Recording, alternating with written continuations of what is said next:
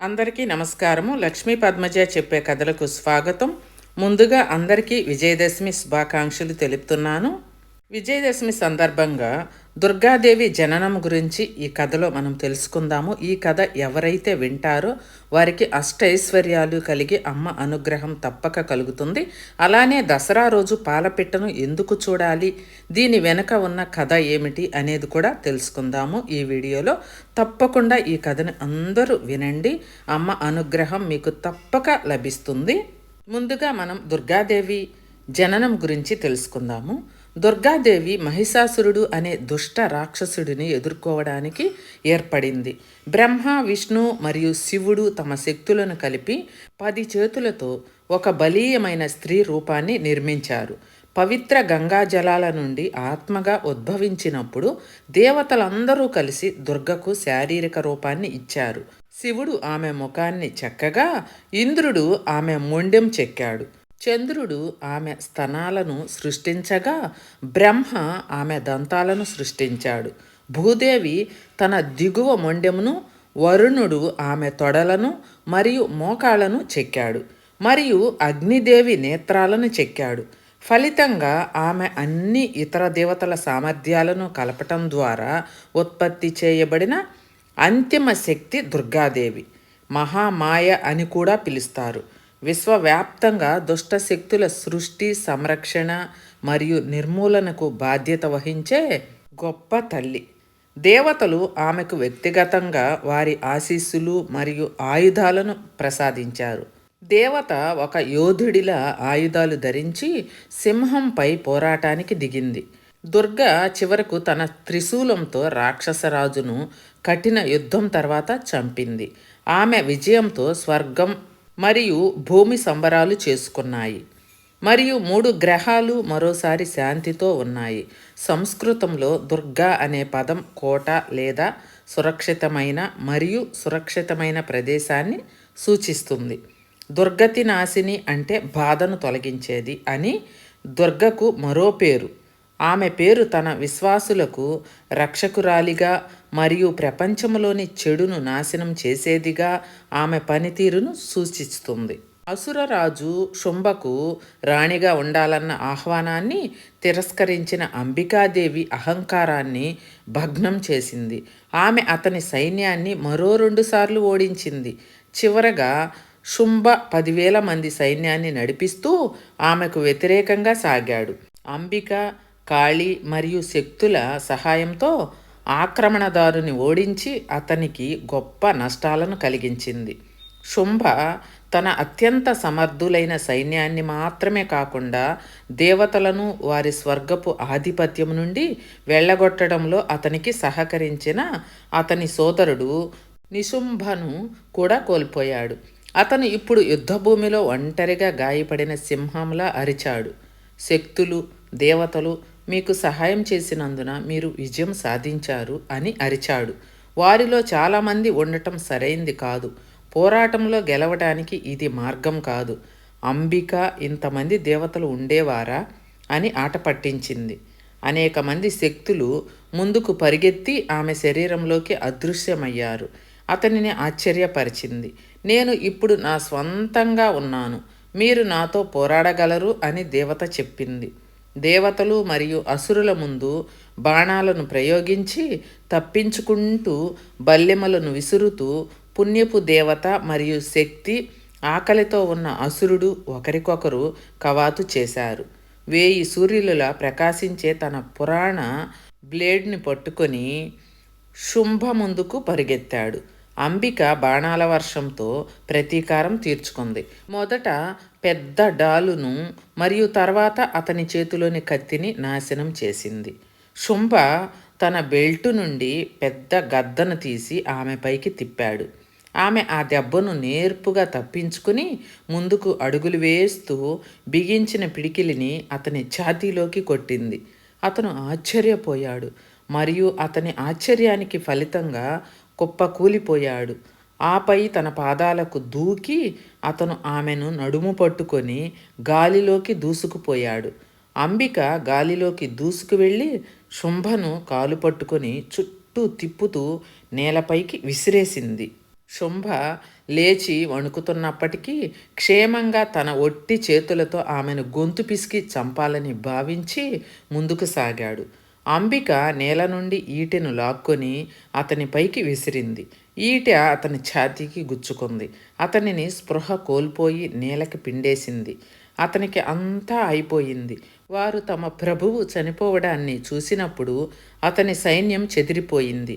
మరియు వారి underworld home అయిన పటాల్ లోక్ చేరుకునే వరకు దళాలు పరుగెత్తాయి.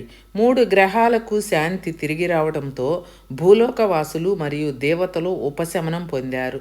ఈ ప్రశాంతత చాలా కాలం పాటు ఉంటుంది. అందరూ అంబికకు గాలిలో చేతులు జోడించి నమస్కరించి ఆమె ప్రశంసలను ఆలపించారు. అసుర ప్రభువైన శుంభుడు అంబికాదేవికి ప్రపోజ్ చేశాడు. దుర్గాదేవి అవతారమైన అతను తనకంటే బలవంతుడని చూపించడానికి ఆమె అతన్ని ఎరవేసింది. అంబికను నాశనం చేయడానికి శుంభ సమర్థ నాయకుల నేతృత్వంలో సైన్యాన్ని పంపాడు.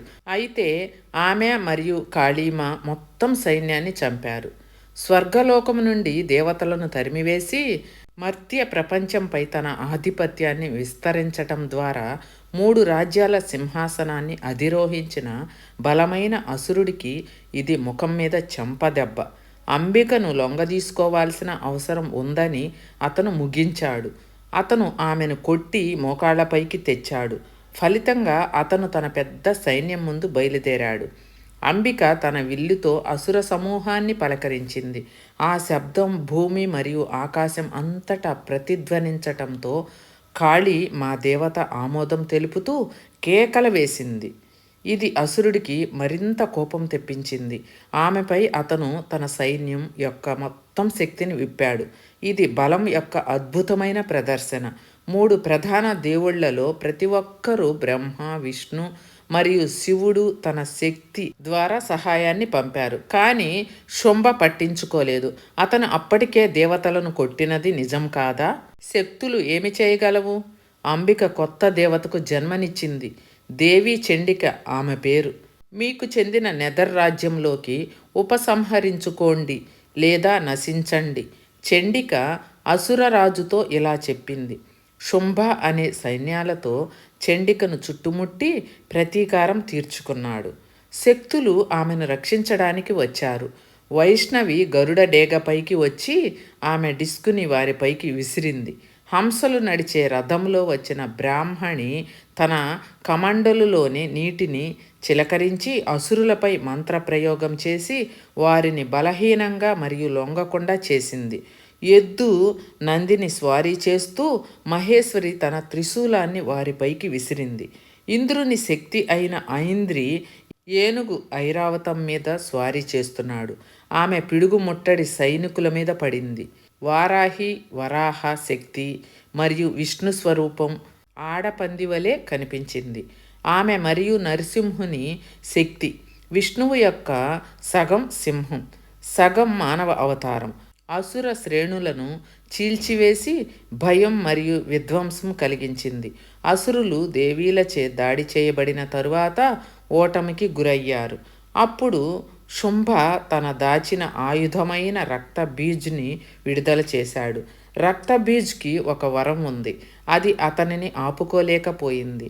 అతని శరీరం నుండి రక్తం చుక్క కూడా నేలపై పడినట్లయితే మరొక రక్త బీజ్ ఉద్భవించి పూర్తిగా ఏర్పడి యుద్ధానికి సిద్ధంగా ఉంటుంది. అందుకే అతన్ని ఇంతవరకు ఎవరూ జయించలేకపోయారు. క్లోన్ల రక్తం కూడా ఎక్కువ క్లోనులను ఉత్పత్తి చేసింది. క్రూరుడైన అసురుడిని యుద్ధం చేయకుండా ఆపడానికి చండిక అనేక రకాల ఆయుధాలను ప్రయోగించింది. అతని గాయాల నుండి రక్తం ప్రవహిస్తుంది. అయినప్పటికీ భూమికి చేరిన ప్రతి చుక్క రక్తబీజును క్లోన్ను పుట్టించింది. ఈ వేలాది క్లోన్లు త్వరలో యుద్ధభూమిని చుట్టుముట్టాయి. యుద్ధం యొక్క ఆటుపోట్లు అసురులకు అనుకూలంగా మారటం ప్రారంభించాయి. అతని రక్తం చుక్క కూడా నేల మీద పడకూడదు. చండిక కాళీమాత అన్నారు. కాళీ నాలుకను చాచి అత్యంత వేగంతో యుద్ధభూమిలో పరిగెత్తింది. రక్త లేదా బీజ్ అతని క్లోన్ శవాల నుండి జారిన ప్రతి రక్తపు బొట్టును సంగ్రహించింది. రక్త బీజ్ ఇక విస్తరించలేకపోయింది. నిరాశతో చండిక వైపు దూసుకుపోయింది. ఆమె చేతిలో మరణించింది. తర్వాత శుంభ సోదరుడు నిశుంభ మరణించాడు. అసురులు ఓడిపోయారు. అయితే వారు ఓడిపోయారా? లేదు. అసురులలో అత్యంత శక్తిమంతుడైన శుంభుడు మిగిలాడు. అతను చర్య తీసుకోవడానికి ముందు సమయం మాత్రమే ఉంది. విన్నారు కదా దుర్గాదేవి జననం గురించి. ఇప్పుడు దసరా రోజు పాలపిట్టను ఎందుకు చూడాలి, దీని వెనుక ఉన్న కథ ఏమిటో కూడా మనం తెలుసుకుందాము. దసరా అనగానే టక్కును గుర్తొచ్చేది జమ్మి చెట్టు. మరి ముఖ్యంగా తెలంగాణ ప్రాంతంలో జమ్మి ఆకులు ఇచ్చిపుచ్చుకునే సాంప్రదాయం కూడా ఎక్కువగా కనిపిస్తుంది. అలాగే పాలపిట్ట దర్శనానికి కూడా విజయానికి ప్రతీక విజయదశమి, చెడుపై మంచి సాధించిన చిహ్నంగా ఈ పండుగను జరుపుకుంటారు. తెలుగు రాష్ట్రాలకే పరిమితం కాకుండా దేశవ్యాప్తంగా దసరా పండుగను ప్రజలు పెద్ద ఎత్తున జరుపుకుంటారు. విజయదశమి తన జీవితాల్లో కొత్త విజయాలను తీసుకురావాలని కోరుకుంటారు. దసరా అనగానే టక్కును గుర్తొచ్చేది జమ్మి చెట్టు. మరి ముఖ్యంగా తెలంగాణ ప్రాంతంలో జమ్మి ఆకులు ఇచ్చిపుచ్చుకునే సంప్రదాయం ఎక్కువగా మనకు కనిపిస్తుంటుంది. అలాగే పాలపిట్ట దర్శనానికి కూడా ఎంతో ప్రాశస్త్యం ఉంది. దసరా రోజు ఖచ్చితంగా పాలపిట్టను చూడాలని భావిస్తుంటారు. ఇంతకీ పాలపిట్టను చూడాలనే ఆచారం ఎందుకు వచ్చింది? దీనికి వెనక ఉన్న అసలు కారణమేంటి? అలాంటి విషయాలు ఇప్పుడు తెలుసుకుందాం. సాధారణంగా జనావాసాలకు దూరంగా చెట్లు ఎక్కువగా ఉండే ప్రాంతాల్లోనే ఈ పాలపిట్టలు కనిపిస్తుంటాయి. అందుకే జమ్మి ఆకుల కోసం వెళ్ళిన సమయంలో ఈ పక్షిని చూస్తుంటారు. నీలం పసుపు రంగులో ఉండే ఈ పక్షి రూపం కూడా ఎంతో బాగుంటుంది. పాలపిట్టను పరమేశ్వరుడి స్వరూపంగా భావిస్తుంటారు. అందుకే దసరా రోజు ఈ పక్షిని చూస్తే ఏడాదంతా విజయాలు అందుతాయని విశ్వాసం. అంతేకాకుండా పాలపిట్ట దర్శనం వెనుక పురాణ గాథలు కూడా ప్రాచుర్యంలో ఉన్నాయి. త్రేతాయుగంలో రావణాసురుడితో యుద్ధం చేయడానికి శ్రీరాముడు బయలుదేరి వెళ్ళే సమయంలో విజయదశమి రోజునే పాలపిట్ట ఎదురు వస్తుంది. ఆ తర్వాత జరిగిన యుద్ధంలో రాముడు విజయం సాధించి సీతమ్మను రావణ చెర నుంచి తీసుకువస్తాడు. ఆ తర్వాత అయోధ్యకు రాజుగా మారతాడు. పాలపిట్టను విజయానికి సూచికగా భావించడానికి ఇదొక కారణం కూడా. అలాగే మహాభారతం ఆధారంగా పాండవులు అజ్ఞాతవాసానికి వెళ్లే ముందు జమ్మి చెట్టు మీద ఆయుధాలను దాచుతారు. ఆ ఆయుధాలకు ఇంద్రుడు పాలపిట్ట రూపంలో కాపాలా కాశాడని పురాణ గాథలు చెబుతున్నాయి. అంతేకాకుండా అజ్ఞాతవాసం ముగించుకొని రాజ్యానికి తిరుగు ప్రయాణమైన సమయంలోనూ పాలపిట్ట దర్శనమిస్తుంది. అప్పటి నుంచి పాండవుల కష్టాలు అన్నీ తొలగిపోయి కురుక్షేత్ర యుద్ధంలో విజయం సాధించి రాజ్యాన్ని తిరిగి పొందుతారు. దీంతో పాలపిట్ట విజయానికి ప్రతీకగా భావిస్తూ విజయదశమి రోజున పాలపిట్టను దర్శించుకోవటం ఆనవాయితీగా వస్తుంది. విన్నారు కదండి దుర్గాదేవి జననం గురించి.